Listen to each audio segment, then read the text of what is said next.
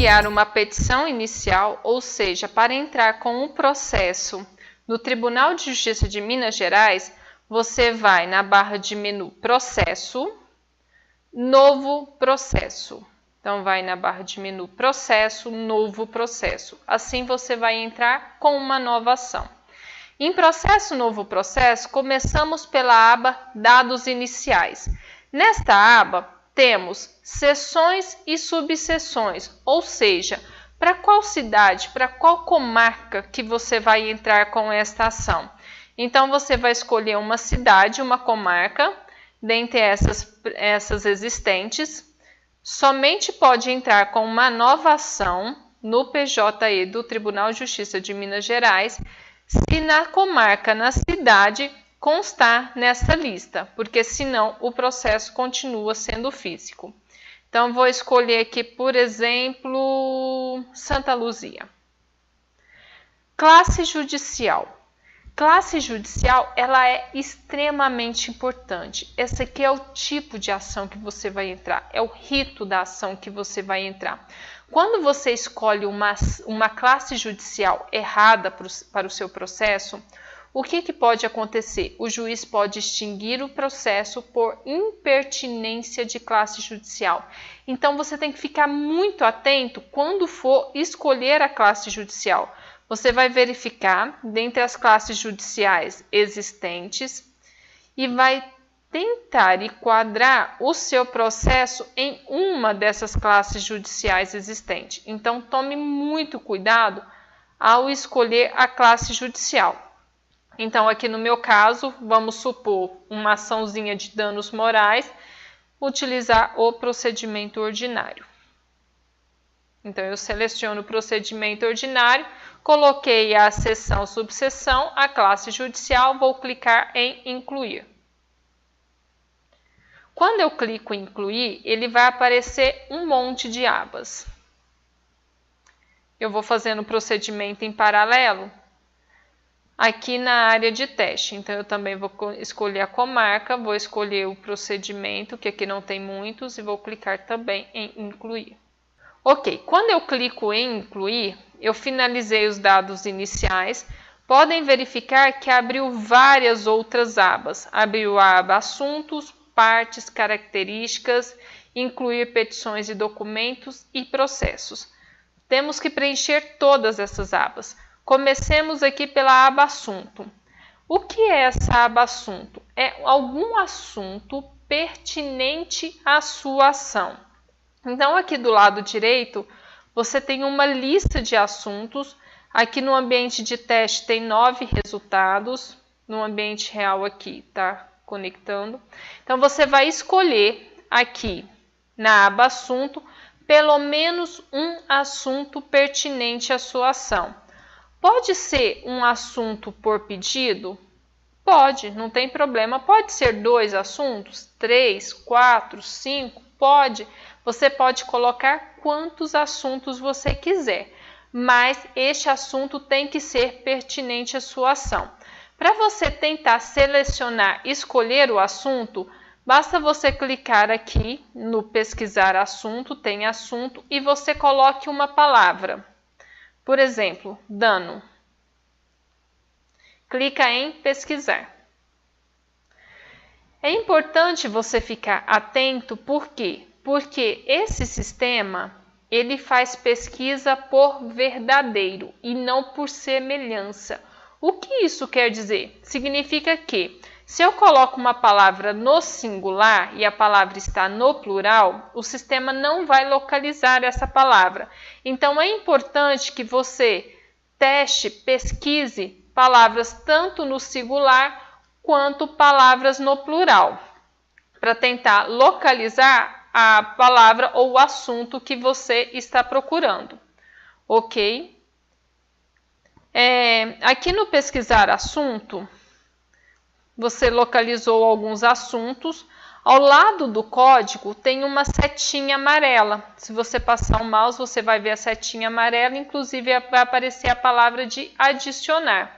Então, por exemplo, eu quero adicionar esse item, esse assunto, eu vou clicar nessa setinha amarela. o assunto vai sair da aba da direita, da coluna da direita, e ela vai vir para a coluna da esquerda. Então, o assunto ele já foi incluído. Se eu quiser incluir mais de um assunto, eu posso. Então, vou incluir um outro assunto. Eu clico aqui na setinha amarela, ele vai sair da direita e vem automaticamente para a esquerda. Como eu disse, você pode incluir quantos assuntos você quiser, sem nenhum problema. Só fique atento a esse fato. Quando você coloca mais de um assunto, então você aqui na coluna da esquerda tem que definir qual que é o assunto principal da sua ação. Vamos supor que o assunto principal da minha ação é este primeiro. Então, eu vou marcar ele, basta eu clicar aqui na bolinha, que ele vai marcar de pretinho, onde é o assunto principal. Mas vamos supor que na hora que eu estava marcando, eu marquei errado algum assunto, eu achava que aquele assunto tinha pertinência, depois eu pensei um pouquinho mais e verifiquei, não, aquele assunto não é muito pertinente à minha ação. Tem como eu excluir o assunto? Sim, tem como. Como você faz? Você vem aqui na esquerda, ao lado do código também tem a setinha amarela, agora apontando para o lado inverso. E quando você põe o mouse em cima, ele aparece a palavra remover. Então, você vai clicar nessa setinha, que ele vai sair da esquerda e vai retornar para a direita, ou seja, você removeu o assunto. Vamos supor que o assunto que você marcou como principal não tem muito a ver com a sua ação, você quer remover esse assunto. Quando você clica na setinha amarela, ele dá um erro. Por quê? Porque não tem como remover o assunto marcado como principal. O que você deve fazer? Você vai marcar um outro assunto como principal. Caso você não tenha outro assunto aqui na coluna da esquerda, você deveria trazer o assunto da direita para a esquerda. Então, marcando o outro assunto como principal, você consegue remover aquele que você estava removendo. Tranquilo até aqui? Ótimo. Finalizou a aba Assunto, vamos para a aba Partes. Aqui na aba Partes, nós temos o polo ativo, o polo passivo e o outro participantes. O polo ativo é o autor ou requerente, o polo passivo é o réu ou requerido e outros participantes são alguns terceiros intervenientes. Então, aqui no polo ativo, nós vamos cadastrar o autor. Para cadastrarmos o autor, você vai clicar aqui no Mais Parte. Então, clica aqui no Mais Parte. E ele vai aparecer essa janela. Aqui ele vai perguntar, é pessoa física, pessoa jurídica ou algum ente ou autoridade? Nesse caso, podem preencher com as informações de vocês. Podem colocar pessoa física, então você vai fornecer o seu CPF.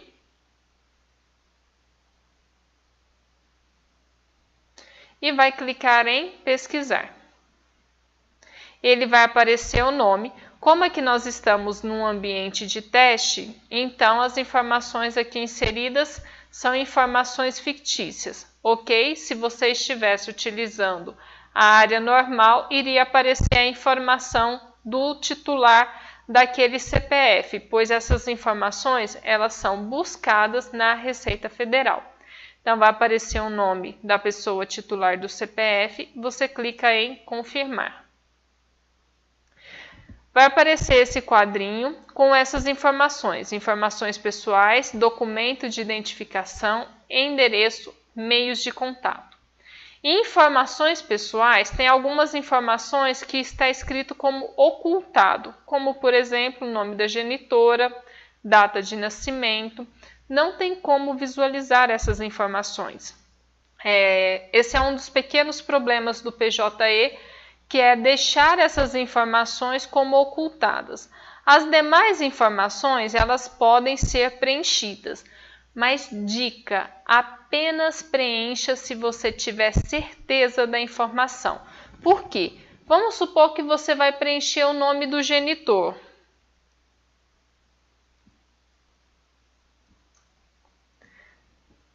Você preencheu o nome do genitor, clicou em salvar.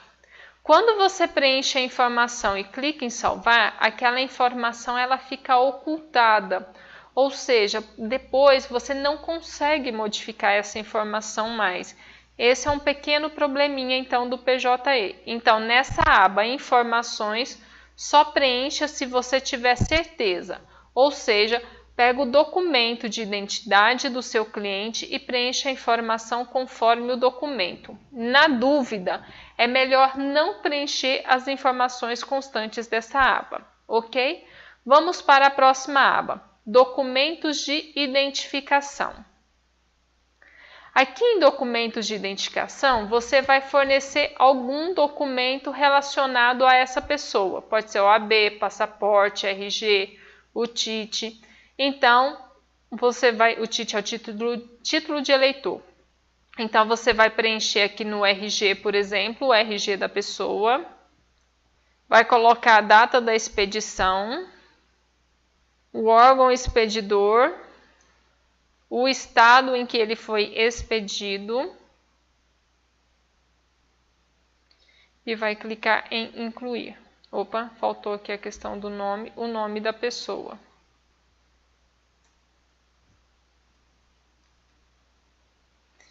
E vai clicar em incluir. Pronto.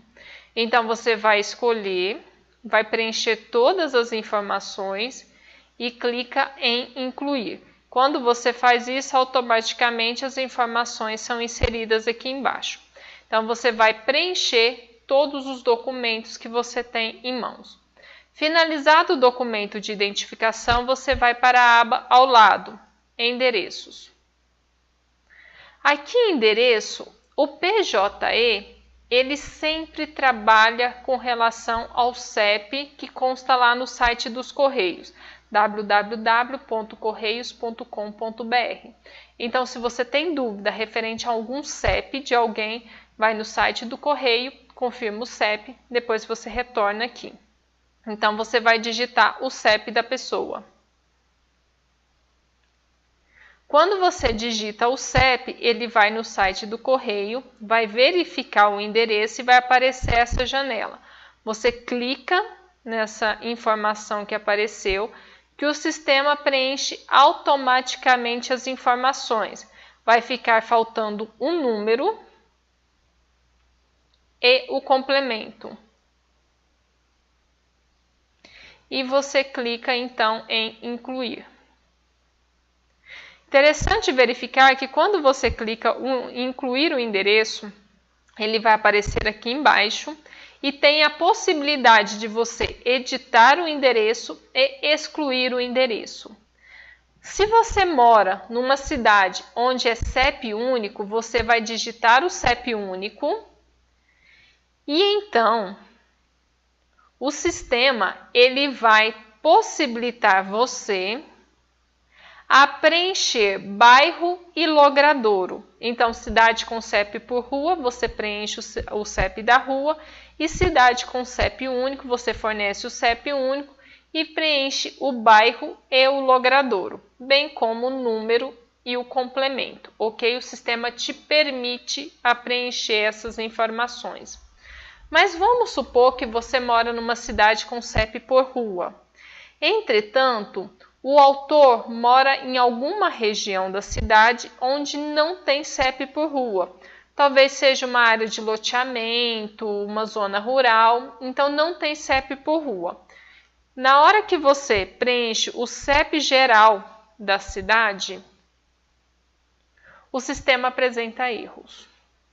Esse é um dos problemas do PJE. Então, cidades que têm CEP por rua, você não consegue lançar o CEP único da cidade para poder informar no sistema. O que nós recomendamos? Peça para o cliente arrumar um endereço de algum parente, de algum amigo, para você lançar no sistema como sendo o endereço do autor. Caso ele mora numa cidade com CEP por rua, mas na rua dele não possui CEP. Para você verificar se tem CEP ou não, não se esqueça de ir no site dos Correios fazer essa verificação. Então, você vai fornecer um endereço de terceiro, de um parente, de um amigo do autor. Não se esqueça de também na petição inicial fornecer o mesmo endereço que você forneceu aqui no sistema. Por quê? Na Justiça do Trabalho, já verificamos alguns juízes que eles extinguem o processo por duplicidade de endereço. Qual que foi a argumentação? A argumentação do juiz foi de que no sistema estava lançado um endereço e na petição inicial estava lançado um outro endereço e, ao invés do juiz abrir prazo para você manifestar de qual o endereço correto, ele preferiu extinguir o processo por duplicidade de endereço. Então, tome muito cuidado com isso.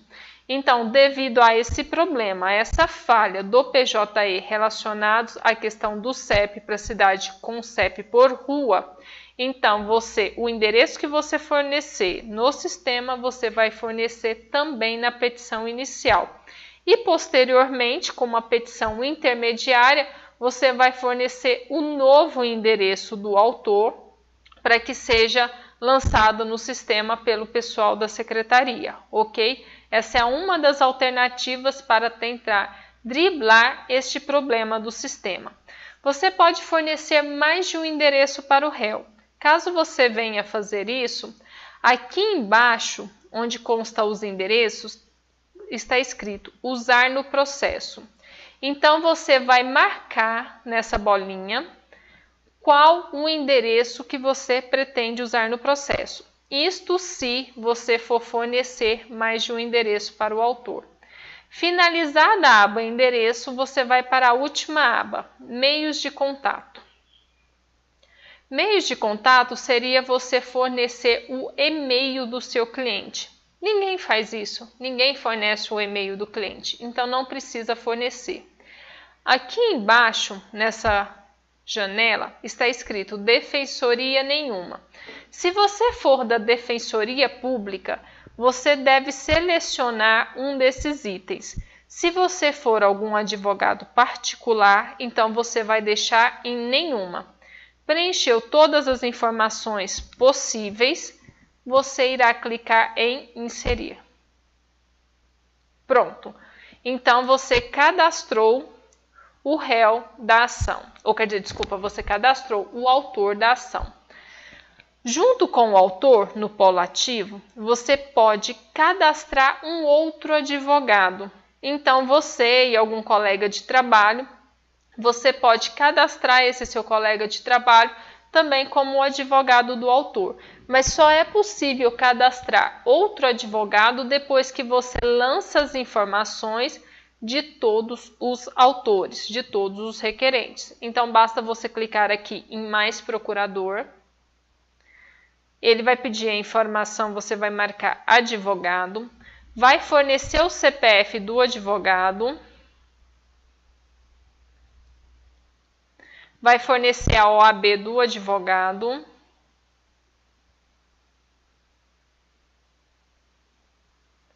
clicar em pesquisar, vai aparecer o nome, clique em confirmar. Clicou em confirmar, clica em inserir.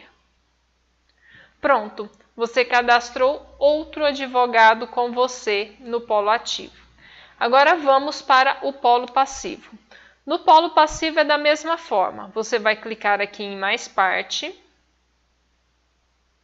Em mais parte, você vai informar se é pessoa física, pessoa jurídica ou ente ou autoridade. Vou marcar pessoa jurídica. No polo passivo, tem duas possibilidades de cadastrar o réu. Uma, fornecendo o CNPJ. A segunda, não fornecendo o CNPJ. A diferença está nessa primeira tela e eu vou mostrar as duas formas para você. A primeira, fornecendo o CNPJ. Você vai digitar o CNPJ, clica em pesquisar, que irá aparecer o nome do réu. Então, essa é uma das formas. A segunda forma, deixa eu limpar aqui. Você vai marcar aqui, não possui esse endereço. Então, você vai marcar nesse quadradinho, caso você não tenha o CNPJ. Ele te pergunta, possui algum outro documento que identifique? Você vai marcar, não, não tem outro documento que identifique. Então, ele pergunta, ok, então informe o nome ou a alcunha, ou seja, quem que é o réu dessa ação? Então, você pode colocar quem é o réu dessa ação e clica em confirmar. Clicou em confirmar, seja com CNPJ ou sem CNPJ, essa aba interna ela é idêntica.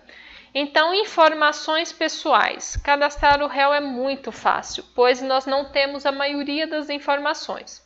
Vejamos, informações pessoais, nome fantasia, nome do responsável, CPF do responsável, nós não temos essas informações, então nós vamos para a aba do lado, documento de identidade. O documento de identificação é basicamente a inscrição empresarial. Nós não temos a inscrição empresarial, então nós vamos para a aba do lado, endereço. Aqui, endereço é muito interessante e muito importante. Lembra daquela informação que nós discutimos com relação ao CEP do polo ativo? Cidade com CEP por rua, você tem que fornecer o CEP da rua. Cidade com CEP único, você pode fornecer o CEP único.